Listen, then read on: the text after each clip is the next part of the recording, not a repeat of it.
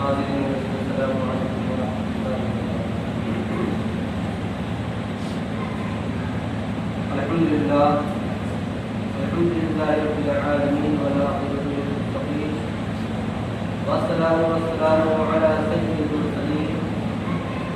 وعلی آلہ وصحبہ اجمعین، اما بعد فاعوذ باللہ من الشیطان الرجیم، بسم اللہ الرحمن الرحیم، فصل لربک وانحر، صدق اللہ مولانا العظیم وبلغنا رسوله النبی الامین المکین الکریم،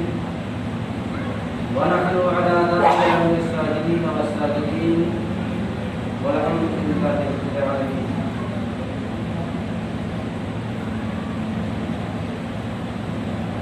محترم حضرات، آئیے کچھ گفت و شنید سے پہلے ہم اور آپ اپنے آقا نامدار مدینے کے تاجدار جناب روح فدا محمد عربی صلی اللہ علیہ وسلم کی بارگاہ مقدس پناہ میں درود و سلام کی جاری اشار کریں اور پڑھیں آواز بلند، اللہم صل علی سیدنا کریمنا مولانا محمد صلی اللہ علیہ وسلم علیہ یا رسول اللہ صلی اللہ علیہ وسلم۔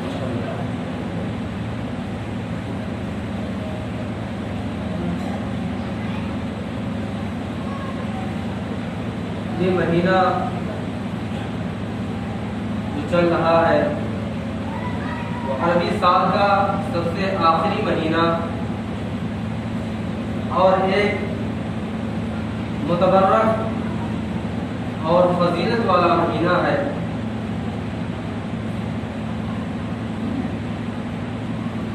اسی مہینے میں حضرت ابراہیم علیہ السلام کی سنت ادا کی جاتی ہے اور لوگ اللہ رب العزت کی بارگاہ میں قربانی پیش کر کے اپنے واجبات سے شکردوش ہوتے ہیں۔ اسی مہینے کی آج 5 تاریخ ہے اور 10 تاریخ کو عید الاضحیٰ یہ قربانی کی عید ہے۔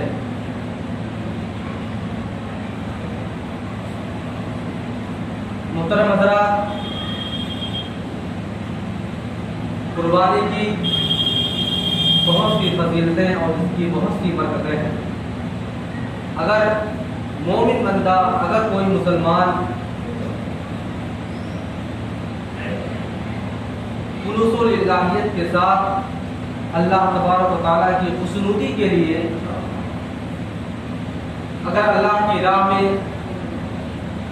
جانور کی قربانی پیش کرے تو یقیناً اللہ تبارک و تعالیٰ اس کے مرتبے کو بلند فرما دیتا ہے اور اس کے درجات کو، اس کی نیکیوں کو بھی بلند فرما دیتا ہے۔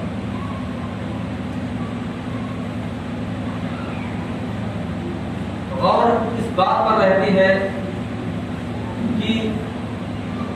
قربانی کس کے نام سے ہو اور کس کے نام سے نہ ہو۔ اگر کوئی صاحب استطاعت ہے، مثلا مالک نصاب ہے، تو سب سے پہلے اس گھر میں جو مالک نصاب فرد ہے سب سے پہلے قربانی اس شخص پر واجب ہے۔ ایسا نہیں کہ آپ اپنی زندگی میں پہلی بار اپنے گھر میں قربانی کر رہے ہیں تو ہرگز یہ خیال نہ کریں، اگر آپ پر واجب ہے، اگر آپ مالک نصاب ہیں تو سب سے پہلے اپنے نام سے آپ قربانی کروائیں۔ ایسا نہیں کہ پہلی بار قربانی ہو رہی ہے تو دادا کے نام سے ہو جائے، اگلے سال ابو کے نام سے ہو جائے گی، اس کے بعد بچے کے امی کے نام سے ہو جائے گی۔ یعنی ہر سال جو ہے نام بدلتا رہتا ہے، یہ نہیں دیکھنا، بلکہ جو اصل مراد ہے یہ دیکھنا ہے کہ گھر میں کون کون مالک نصاب۔ اگر ایک گھر میں اگر اس کا والد بھی مالک نصاب ہے، اس کے 3 بچے ہیں اور تینوں لڑکے اللہ تبارک و تعالیٰ کے فضل و کرم سے بہترین کاروبار کرتے ہیں اور تینوں بچے مالک نصاب ہیں، تو گھر میں یقیناً آپ جانیے کہ اس کے والد پر بھی واجب ہے قربانی اور ان 3 بچوں پر بھی قربانی واجب ہے، یعنی ایک گھر میں 4 قربانی واجب ہو گئی۔ تو سب سے پہلے غور کیا کرنا ہے کہ آپ کو اپنے اندر اور اپنے کاروبار پر اور اپنی مالی حیثیت دیکھنی ہے کہ اللہ تبارک و تعالیٰ نے ہم کو کس حد تک مال عطا کیا ہے، ہم مالک نصاب شریعت کے اعتبار سے مالک نصاب میں ہمارا شمار ہو رہا ہے یا نہیں ہو رہا ہے، یہ آپ کو اندازہ کرنا ہوگا۔ اور اگر آپ کو نہیں جانکاری ہے تو آپ کسی بھی عالم سے مشورہ لے سکتے ہیں، جانکاری حاصل کر سکتے ہیں۔ تو ایک بات اور کہ مالک نصاب 2 چیزوں میں ہوتے ہیں، ایک وہ مالک نصاب جس پر سال میں ایک بار زکوٰۃ ادا کرنا فرض ہوتا ہے، وہ ایک مالک نصاب ہے، اور ایک مالک نصاب یہ کہ جس پر قربانی واجب ہے۔ دونوں میں تھوڑا سا فرق ہے، دونوں میں فرق یہ ہے کہ مالی اعتبار تو وہی رہے گا، جو مالی حیثیت ہے، جو استطاعت ہے، جو قیمت لگائی گئی ہے 7.5 تولہ سونا، 12.5 تولہ چاندی، وہ وہی رہے گا۔ فرق اتنا ہو جاتا ہے کہ زکوٰۃ ادا کرنے کے لیے آپ کا اس مال کا 1 سال کا گزر جانا ضروری ہے، واجب ہے، یعنی جو مال آپ کو اللہ تبارک و تعالیٰ نے دیا ہے، جو آپ کے پاس مال ہے، اس مال کو اکٹھا کیے ہوئے اس پر 1 سال گزر جائے تو آپ پر زکوٰۃ واجب ہو۔ لیکن قربانی میں ایسا نہیں، قربانی مثلا 3 دن ہوتا ہے، 10، 11، 12 ذی الحجہ کو، اگر اور 12ویں ذی الحجہ کو سورج غروب ہونے سے پہلے تک رہتا ہے، تو اگر کوئی شخص مثلا 10 ذی الحجہ کو عید الاضحیٰ کی نماز کے بعد مالک نصاب ہو گیا، اللہ تبارک و تعالیٰ نے اس کو کہیں سے دولت ادا کر دیا، اس کا کوئی کاروبار تھا، کہیں پیسہ روپیہ لگایا تھا اپنے کاروبار میں، اللہ تبارک و تعالیٰ نے اس کے کاروبار میں خیر و برکت عطا کی اور اچانک وہ مالک نصاب ہو گیا، تو اب عید الاضحیٰ کی نماز کے بعد اگر اس پر واجب ہو گیا تو بھی اس پر قربانی کرنا واجب ہے۔ ایسا نہیں کہ بکرا خریدنے کے لیے آپ کو 1 مہینے کا وقت دیا جائے، ایسا نہیں، بلکہ اب آپ پر قربانی واجب ہو گئی، اب ہر حال میں آپ کو قربانی کرنا ہی کرنا ہے، اگر نہیں کریں گے تو گنہگار ہو جائیں گے۔ اسی طرح اگر 10 ذی الحجہ یعنی تیسری قربانی کو جو سورج غروب ہونے تک قربانی کا وقت ہے، اگر سورج غروب ہونے کے چند منٹ پہلے آپ مالک نصاب ہو گئے تو بھی آپ پر قربانی کرنا واجب ہے۔ اب تو یہ آپ کی پریشانی ہوگی کہ آپ بکرا کہاں سے خریدیں گے، کہاں سے اتنا جلدی انتظام کریں گے، وہ تو آپ کی دقت ہے۔ بہرحال آپ مالک نصاب ہو چکے ہیں، آپ پر قربانی واجب ہو چکی ہے، یہ رہا مسئلہ۔ اور گھروں میں قربانی کرنے کے وقت ہرگز ایسا مشورہ نہ کریں کہ چاہے جس کے نام سے چاہے قربانی کر دیں، ایسا نہیں۔ سب سے پہلے جو مالک نصاب ہے اسی کے نام سے قربانی ہونی چاہیے۔ پھر اگر اللہ تعالیٰ نے آپ کو اتنی استطاعت دی ہے، آپ کو اللہ تبارک و تعالیٰ نے مال و دولت عطا کیا ہے کہ آپ 1 نہیں بلکہ 2، 4، 5، 6 قربانی کر سکتے ہیں تو آپ کیجئے، آپ کے لیے نیکیاں ہیں، آپ کے لیے بھلائیاں ہیں، آپ اللہ تبارک و تعالیٰ کی بارگاہ میں اور زیادہ مرتبے والے آپ کے درجات بلند کر دیے جائیں گے۔ آپ اپنے گھر میں اور بھی لوگوں کے نام سے، اپنے بچوں کے نام سے، اپنے مرحومین کے نام سے، اپنے بیویوں کے نام سے آپ اپنی قربانی کروائیے، یقیناً اس میں کار خیر بھی ہے، ثواب بھی ہے اور بہت بڑا اجر بھی اللہ تبارک و تعالیٰ نے یہاں کل میدان محشر میں اس کا ہے، کیونکہ خود میرے نبی حضور تاجدار مدینہ صلی اللہ علیہ وسلم کی حدیث پاک ہے کہ 10ویں ذی الحجہ کو تمام عبادتوں میں سب سے زیادہ اللہ تبارک و تعالیٰ کو وہ نیکی اور وہ عبادت پسند ہے خون بہانا۔ خون بہانے سے مراد کہ آپ کسی جانور کی قربانی اللہ تبارک و تعالیٰ کی بارگاہ میں پیش کریں۔ سب سے زیادہ، حالانکہ 10ویں ذی الحجہ کو تو اور بھی نمازیں ادا کی جاتی ہیں اور بھی عبادتیں کی جاتی ہیں، عید الاضحیٰ کی نماز بھی ادا کی جاتی ہے، تکبیر تشریق بھی پڑھا جاتا ہے، لیکن نہیں، ان تمام عبادتوں میں، تمام تسبیحات میں، تمام نیکیوں میں سب سے زیادہ جو اللہ تبارک و تعالیٰ کو پسند ہے وہ ہے اللہ تبارک و تعالیٰ کی راہ میں خون بہانا، یعنی کسی جانور کی قربانی اللہ تبارک و تعالیٰ کی راہ میں پیش کر دینا سب سے زیادہ فضیلت رکھتا ہے۔ اور اس کے علاوہ ایک اور مسئلہ رہتا ہے کہ اب جس کے نام سے قربانی ہونی ہے، کچھ لوگوں کے دلوں میں خلجان اور غلط مشورے پیدا ہو جاتے ہیں، غلط سوچ آ جاتی ہے کہ جس شخص کے نام سے قربانی ہے وہ اگر چاند نکل گیا ہے تو نہ اپنے ناخن کاٹ سکتا ہے، نہ بال بنوا سکتا ہے، اگر بنوا لیا، ناخن کاٹ لیا تو اس کے نام سے قربانی نہیں ہوتی۔ ایسا نہیں ہے، بلکہ اگر آپ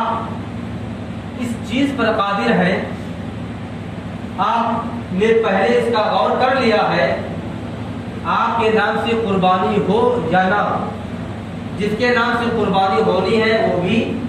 اور جس کے نام سے قربانی نہیں ہونی ہے وہ بھی، اگر ایسے شخص چاند طلوع ہونے سے پہلے ذی الحجہ یعنی عید الاضحیٰ کا چاند ہونے سے پہلے اگر ایسے حضرات پہلے سے غور کر لیے ہیں کہ اپنے ناخن کٹوا لیے ہیں، بال کٹوا لیے ہیں، ہر چیز سے فارغ ہو لیے ہیں اور 10 ذی الحجہ تک وہ رک سکتے ہیں، تو اب اگر ایسا وہ کر رہے ہیں تو ان کے لیے بہترین تاریخ ہے، ان کے لیے نیکی ہے اور مستحب اور احسن طریقہ ہے اور اللہ تبارک و تعالیٰ کو بہت زیادہ پسند بھی ہے۔ لیکن لوگوں کے درمیان غلط مشورے دینا اور یہ کہنا کہ اگر آپ اپنے نام سے قربانی آپ کے نام سے ہونی ہے اور چاند ہو گیا ہے تو اب چاہے آپ کے ناخن 1 انچ کے ہو گئے ہوں، آپ کا بال چاہے 1 بالش کا ہو گیا ہو، آپ نہیں کٹوا سکتے ہیں، ایسا نہیں ہے۔ آپ کٹوانا چاہیں تو کٹوا سکتے ہیں، لیکن اگر ناخن بڑا ہے تو یقیناً کٹوانا ہی پڑے گا، کیونکہ اس مستحب سے یہ مستحب زیادہ بہتر ہے۔ ناخن بڑے رکھ کر کے یہ اچھا طریقہ نہیں ہے، یہ غلط طریقہ ہے کہ ناخن تو ہر ہفتے کاٹنا چاہیے۔ تو بہتر طریقہ یہ ہے کہ اگر آپ پہلے سے غور کر لیے ہیں اور پہلے سے ان تمام چیزوں کا انتظام کر لیے ہیں تو یقیناً آپ 10 ذی الحجہ اپنی قربانی تک رک سکتے ہیں۔ جب آپ کے نام سے قربانی ہے اس کے بعد کروا لیں تو یہ اچھا اور مستحب طریقہ ہے۔ لیکن کوئی شخص اگر ایسا نہیں کر پا رہا ہے تو ایسا نہیں کہ اس کے نام سے قربانی نہیں ہوگی۔ میں نے کہا نا کہ جس کے نام سے قربانی ہونی ہے وہ بھی اتنا مستحق ہے اور جس کے نام سے قربانی نہیں ہونی ہے وہ بھی اس کے لیے بھی اتنا ہی اجر و ثواب ہے اگر ناخن اور بال نہیں کرواتا ہے تو۔ اب اس کے علاوہ ایک اور مسئلہ رہتا ہے کہ جس کے نام سے قربانی رہتی ہے وہ تو کہتا ہے کہ میں تو بھی روزے ہوں، میرے نام سے جب قربانی ہو جائے گی تو میں بھی روزہ کھولوں گا اور اس کے بعد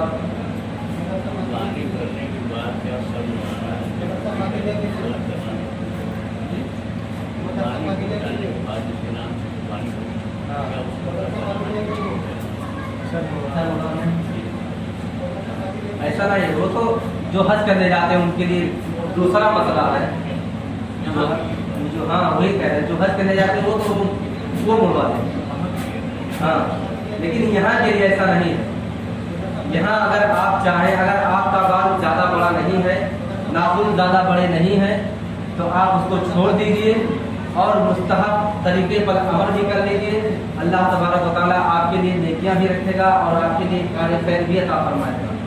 अगर आप 10 जिल्हिज्जा यानी कुर्बानी तक आप इन तमाम चीज़ों को नहीं करवाते हैं, नहीं करवाते हैं तो, और जिसके छोटे बाल हैं और जिसके नाम से कुर्बानी होनी है, ऐसा नहीं कि वो बाल अपना करवा ले, छिलवा ले, ऐसा करना नहीं, बल्कि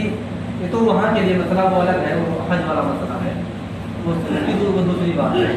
हम जहाँ हम यहाँ की बात करेंगे, वहाँ जाना होगा तो वहाँ की बात करेंगे। बहरहाल दूसरी चीज़ जो मैं बयान करने जा रहा था वो ये है कि जिसके नाम से कुर्बानी होती है वो सोचता है कि फजर के बाद से मुझे कुछ खाना नहीं है जब तक मेरे नाम से कुर्बानी ना हो जाए। हालांकि ऐसा नहीं है, क्योंकि अब पूछा जाता है तो कहता है कि अरे मैं तो रोज़े हूँ, अभी तो मैं पानी भी नहीं पीऊँगा, रोज़ा तो, जबकि मेरे नबी ने फरमाया कि रोज़ा साल में 5 दिन हराम कतई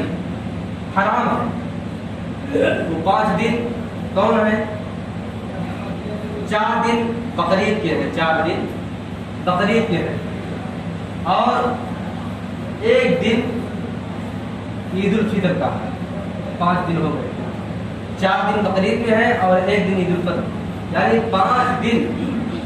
किसी भी मुसलमान मोमिन को रोज़ा रखना हराम है। बाकी साल में 360 या 355 दिन जितना दिन चाहे रख सकता है, सिर्फ 5 दिन रोज़े रखना हराम है। तो ये नहीं समझ में बात आती है कि जब उस दिन रोज़ा रखना हराम है तो वो लोग कैसे कह देते हैं जिसके नाम से कुर्बानी होती है कि अभी तो मैं रोज़ा हूँ, मेरे नाम से कुर्बानी हो जाएगी, उसके बाद फिर मैं कुछ खाऊंगा, कुछ पीऊँगा। ऐसा नहीं है। आप चाहे तो खा भी सकते हैं और चाहे तो ना भी खा सकते हैं, इसका कोई मसला नहीं है। खाना ना खाना दोनों बराबर है। खा लेंगे तभी आपके नाम से कुर्बानी हो जाएगी और नहीं खाएंगे तब भी आपके नाम से कुर्बानी हो जाएगी। और दूसरी चीज़ ये है कि कुर्बानी का गोश्त क्या किया जाए, उसके 3 हिस्से किए जाते हैं, अक्सर लोग जानते हैं, लेकिन अक्सर लोग ये नहीं जानते हैं कि अगर उसके 3 हिस्से न भी किए जाएं तब भी उस पर कोई फर्क नहीं पड़ेगा। मसलन कोई घर है, कोई खानदान है, उसका परिवार लंबा है, आल औलाद ज़्यादा है, बच्चों की तादाद ज़्यादा है। अगर अब वो 3 हिस्से करेगा तो यकीनन उसके बच्चे जो हैं खाने से रह जाएंगे, कुर्बानी का गोश्त खाने से रह जाएंगे। अब ऐसी सूरत में उस शख्स के लिए ये भी जायज़ है कि वो 3 हिस्से ना करके पूरा गोश्त अपने घर पे, अपने अफराद के लिए, अपने खानदान वालों के लिए करे। ऐसा भी हो सकता है। और अगर छोटा परिवार है कि 3 हिस्से करने के बाद अगर 2 हिस्सा, 1 हिस्सा दोस्तों में, 1 हिस्सा फकीरों में कर दिया तो 1 हिस्सा उसके लिए बच रहा है और काफ़ी है, परिवार छोटा है, तो ऐसा कर ले तो भी अच्छा और बेहतर है। लेकिन किसी का परिवार ज़्यादा है तो पूरा गोश्त भी रख सकता है, इस्तेमाल कर सकता है। ऐसा नहीं कि उसका 3 हिस्सा करना वाजिब और ज़रूरी है। और अगर किसी अहले सरवत हजरात को अल्लाह तबारक व तआला ने इस्तिताअत दिया है, माल और दौलत अदा किया है, तो सबसे पहली सोच ये रखनी चाहिए कि अगर आपको अल्लाह तबारक व तआला ने मालिकी निसाब के साथ साथ माल और दौलत भी अता किया है तो आप एक कुर्बानी के बजाय 2-3 कुर्बानियाँ पेश करें अल्लाह की बारगाह में। एक कुर्बानी तो अपने नाम से और दूसरी कुर्बानी अपने नबी हुजूर ताजदार मदीना सल्लल्लाहु अलैहि वसल्लम के नाम से करें, क्योंकि आप ये वाक़या बारहा सुने होंगे कि मेरे नबी की ज़िंदगी ऐसे बसर हुई है कि आपके घर के चूल्हे में 2-2 माह तक आग नहीं जलती थी। اکثر لوگ جانتے ہوں گے کہ میرے نبی کی غربت کا حال یہ تھا کہ آگ کے گھر میں 2 ماہ تک چولہے میں آگ نہیں جلتی تھی، لیکن جب قربانی کرانے کی بات آتی ہے تو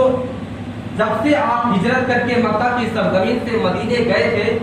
اس وقت آپ ہر سال یعنی 10 سال مدینے میں تشریف فرما تھے، 10 سال تک آپ ہر سال 2 قربانی پیش کرتے تھے۔ صحابہ کرام نے جب آپ سے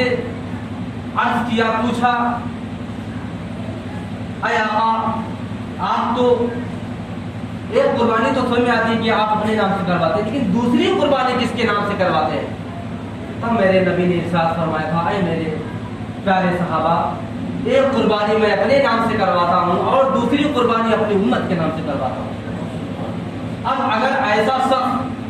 جس کو اللہ تبارک و تعالیٰ نے مال و دولت عطا کیا ہے اور اپنے نبی کے نام سے قربانی نہ کروائے تو کتنا بڑا غریب آدمی، کتنا محتاج اور کتنا مفلس آدمی ہے کہ جس نبی نے آپ کا اس غریبی میں اتنا خیال رکھا کہ ہر سال اپنی امتیوں کے نام سے قربانی پیش کرتے تھے، اگر آج وہ امتی اپنے نبی کے نام سے قربانی نہ پیش کرے تو کتنی بڑی تعجب کی بات ہے، کتنے غم کی بات ہے۔ یقیناً اگر جس کو اللہ تبارک و تعالیٰ نے مال و دولت عطا کیا ہے تو یقیناً وہ اپنے نبی کے نام سے بھی قربانی پیش کیا کریں اور اپنے نام سے بھی قربانی پیش کریں، اپنے مرحومین کے نام سے بھی قربانی پیش کیا کریں۔ اور اگر آپ کے دوست و احباب ہیں چاہیں تو ان کے نام سے بھی قربانی پیش کر سکتے ہیں۔ آج ذی الحجہ کی 5 تاریخ ہے، 10 ذی الحجہ 21 جولائی کو پڑ رہا ہے، دن بدھ ہے اور اس میں ایک تکبیر تشریق بھی پڑھی جاتی ہے، وہ 9ویں ذی الحجہ کے فجر سے 13ویں ذی الحجہ کے عصر تک پڑھی جاتی ہے، اور اس کا پڑھنا اگر جماعت مستحبہ ادا کیا جاتا ہے یعنی جماعت کے ساتھ اگر نماز ادا کی جا رہی ہے تو ایک بار بلند آواز سے پڑھنا واجب ہے اور 3 بار پڑھنا اس کا افضل ہے، تو بہتر۔ اور کوئی اگر تنہا نماز پڑھ رہا ہے تو چاہے تو پڑھ لے تو زیادہ بہتر ہے، نہ پڑھے تو اس پر کوئی واجب نہیں، لیکن جو نماز جماعت کے ساتھ ادا کی جاتی ہے اس نماز میں نماز کے فوراً بعد ایک بار بلند آواز سے پڑھنا واجب اور 3 بار پڑھنا افضل ہے۔ تو آپ حضرات ضرور تکبیر تسلیق ہر نماز کے بعد ادا کرتے رہیں، اس کا ذکر کرتے رہیں، اس کا بہت بڑا اجر، بہت بڑا ثواب ہے۔ اللہ تبارک و تعالیٰ کی بارگاہ میں دعا ہے کہ اللہ تبارک و تعالیٰ ہم تمام مسلمانوں کو ایک بنائے، نیک بنائے، نمازوں کی پابندی کرنے کی توفیق و رفیق عطا فرمائے۔ وآخر دعوانا الحمد للہ رب العالمین۔ السلام علیکم۔